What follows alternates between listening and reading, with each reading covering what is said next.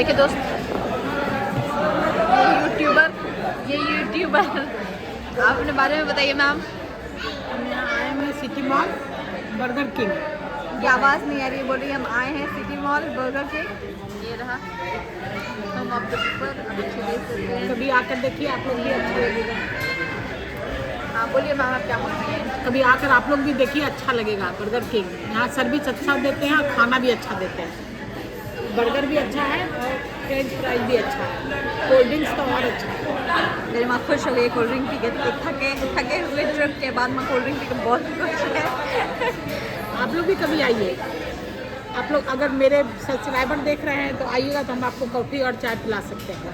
हम कहे थे ना, जो भी बोल रहे हैं जो भी आएंगे यहाँ पे माँ उनको कॉफ़ी और बर्गर खिलाएंगी, क्योंकि माँ बोली है कि जो भी सब्सक्राइबर पटना के मुझे पटना में मिलेंगे उनको वो सिटी मॉल में ज़रूर खिलाएंगी।